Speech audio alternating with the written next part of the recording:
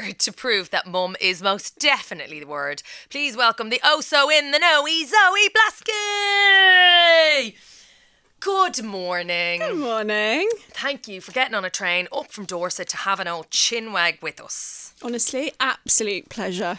So excited to be here. I'm loving having you here. I have to say, I have had you in my ears for a number of months, but last night I went on a deep dive and listened to lots of your podcasts. You've got 450 episodes, 7 years straight, never missed a week. It'll keep you busy. I didn't have time for that, all of that. I played it at 2. My husband always takes the mickey out of me because I listen to everything on double speed. He's like, how do you do this? Yeah. I'm like, time is short, Stuff to do. You've got to get this info. If only you could layer those sounds, listen to 2 at the same time, one in each ear. I would probably do that if it was an option. Not going to lie.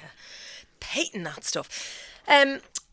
Let's start with matrescence. Am I saying that correctly? Nearly. Matrescence. You know, last week I went out onto the streets of London and I held up a sign and it said matrescence. Matrescence. And no one could say it and no one knew what it was. Yeah. It was hilarious. People were saying, is this a new mattress company? I was like, no, that's a great name for a mattress company.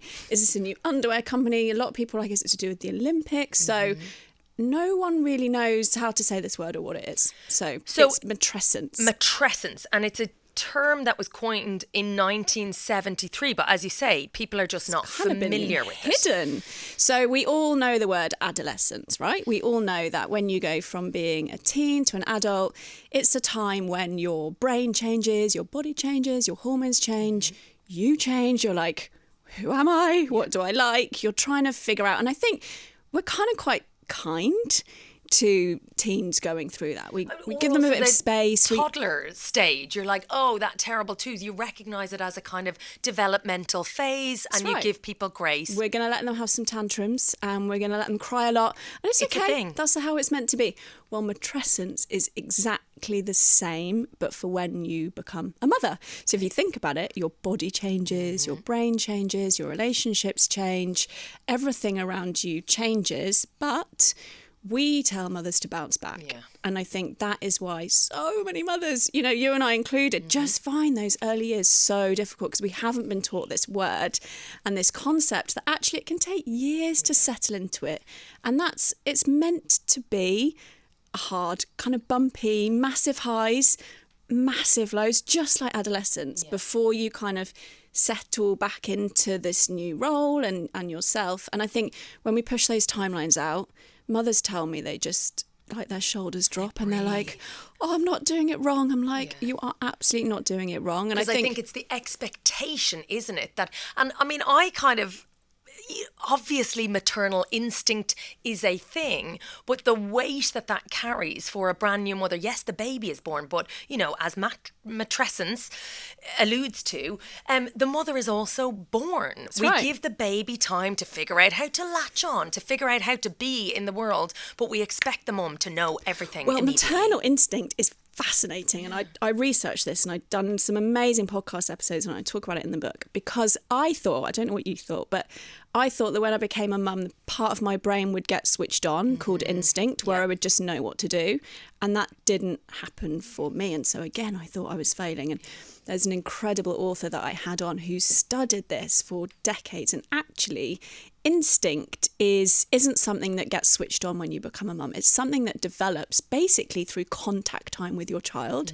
It's not gendered. It's just who spends the most amount of time. So it looks like instinct because often it's the mother who'll spend those early months. So it looks like, oh, her mouth moved that way, she's hungry. That's not instinct. That is hours spent staring at that little. It's attunement, isn't it? It's attunement, exactly. Yeah. So actually, I think if more mothers knew that you're there's no part that of grows your brain that rather grows. than it is delivered alongside the baby. That's right. And so many mums, you know, they don't get that instant rush of love when they're in the hospital. And I think we need to normalise that too. It's very hard, I think, for people to voice that, to even admit it to themselves or their partner or those around, because there's a sense, and you touch on this, there's a sense that feeling that you have post-motherhood somehow relates directly to the feeling that you have for the baby, and they're two completely separate things. You are absolutely madly in love with the child, but you may also have really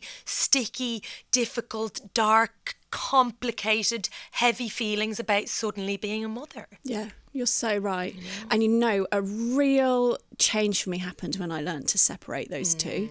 Like, the love that I have for my two little girls is unbound. Like, I swear I'd die for those children if I had to. I absolutely adore them. And I think when we can then separate out the experience of motherhood, where my inner critic suddenly got really loud and I was telling myself I wasn't good enough for them, and I didn't know this word matrescence, so I thought that because everything was changing for me, I was failing, there was something wrong with me.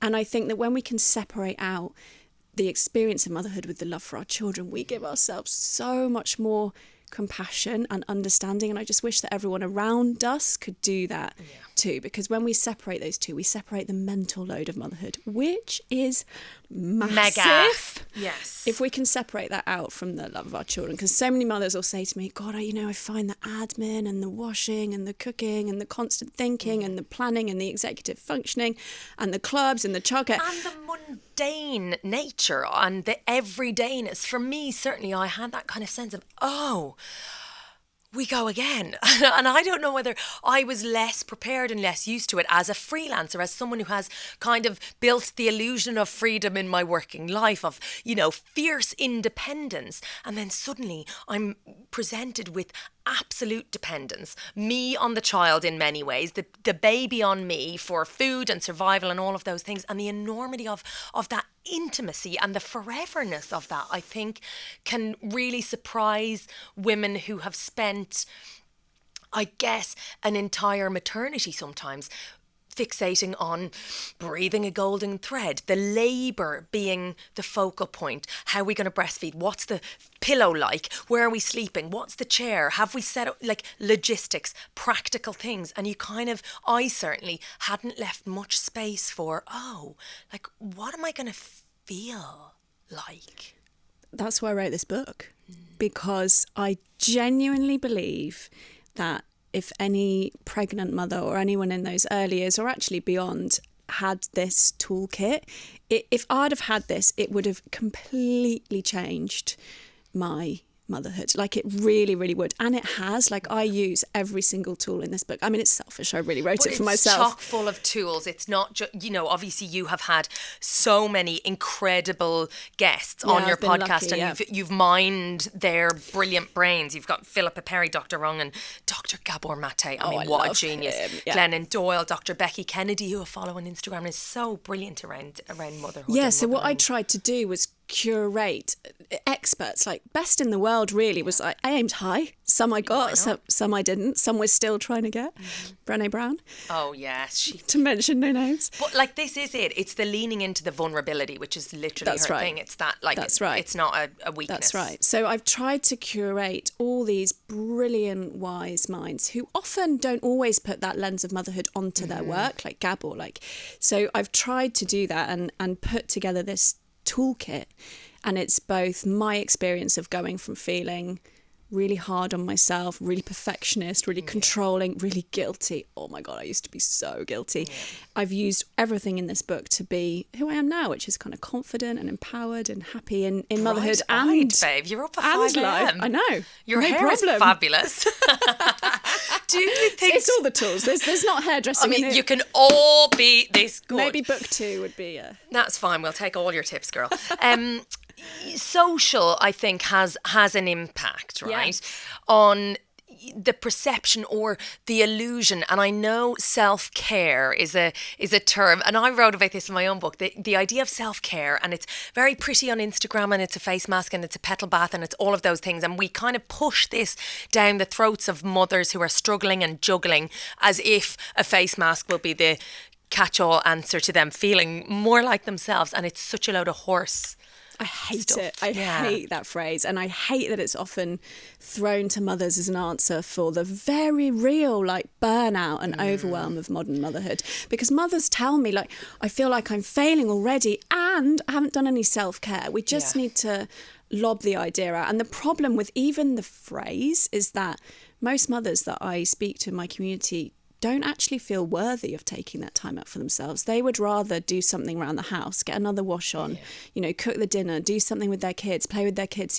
They would rather do endless of things than care for themselves. So that's such a barrier. And also self-care has just come to mean two things that most mums don't have that much of. One is time and one is money. Yeah. So we need to scrap that whole idea of self-care. It is not a solution for the overwhelm of modern motherhood. We need to replace it with energy management.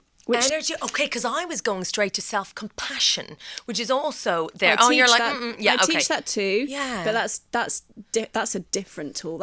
Self-compassion is really foundational. Yeah, and it's a bigger old job, isn't it? Like a kind of longer. Can be, although there are tools in the books that anyone could use instantly to feel more self-compassionate. Okay. But we need to replace self-care with energy management because if we think about it, if we want our phones to keep working, we know we just have to plug them in, and we have to close some tabs if we want the battery to work longer. I haven't figured out. I have 500 tabs open right now. Show you how to do it. Save your battery life. Okay, great. Let's do that after. So what we need to do is the same for ourselves. We need to take out this idea like, am I worthy of being cared for? Am I worthy? No, if you want to continue in your role as a mother and everything else that you have to do, you have to learn to manage your energy. You have to know what is it in your life that gives you energy. And each of us will be different. Another reason self-care doesn't work, it's way too prescriptive. Yeah. Each of us will be different. What gives you energy, Angela, will be different to what gives me energy. And then we need to do a little bit of that every single day. And the same, we need to know what drains our energy. And to start taking, that is like closing the tabs. And this isn't something that you have to make extra time or money for. These should be little things that you can just integrate into your already too busy life. Well, it's self-awareness, isn't it? It's actually having a little, but here's the thing, it's the time to zoom out and go, oh, actually, yes, self-care tells me to go lie down in a dark room, but actually I really need a glass of wine with a friend and a rant. That might be the thing that energizes you. Or a glass of water, which is always me. I'm like, why do I feel so jittery and anxious? Oh yeah, because I've actually You need one of those tanks that trolls you into drinking 17 litres Well, in a I day. talk about this tool I talk about this tool in the book, which is like a super simple way to start to meet your needs as a mum, which is when you give something to your kids, give it to yourself. So I'm always telling my kids, you need to have a little rest. You've had a really busy morning. Or hang on a minute, maybe I need the same too. Have a glass of water. Yeah. Maybe I need a glass of water. Here's a plate of food. It's got some vegetables on it. I mean, let's be real, it's not all vegetables, but fine. 5 a day, once every 3 weeks. Exactly, yeah. Out of my fridge, we're fine. We're doing it fine.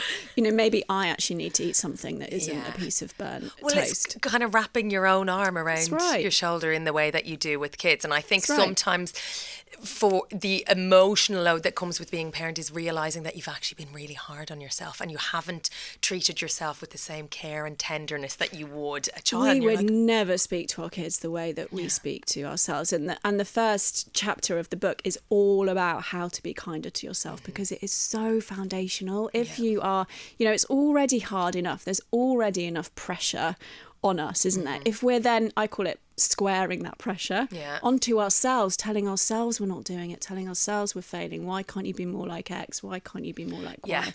We've got to put your blinkers on a little bit. Got to learn to get on our own sides. It's really core, and there's so many simple tools to do it. These don't take long. I'm not going to ask you to go and do something strange on a mountain. It's like I was just going to say, we don't have 2 weeks. We're not going on a Vipassana retreat. It's not a retreat. Anytime soon. Every single tool in the book you could do in 1 to 2 minutes. You could do it, while your child is doing whatever the hell they're up to on in that the potty. moment. It's taken 3 minutes flat for a wee at the moment, but that's fine. 3 minutes that I have. Exactly. You can grab one of these tools and emerge feeling renewed. Also, and before I let you go, I just want to touch very, very quickly on the kind of idea, and you're alluding to it all, is that the kind of not lowering of expectations, but maybe the widening of the window of time that we allow ourselves to re-emerge from the stage of new motherhood. And there's talk in this about postnatal depletion, which floored me because there's an expectation of bouncing back, and yes, that's about your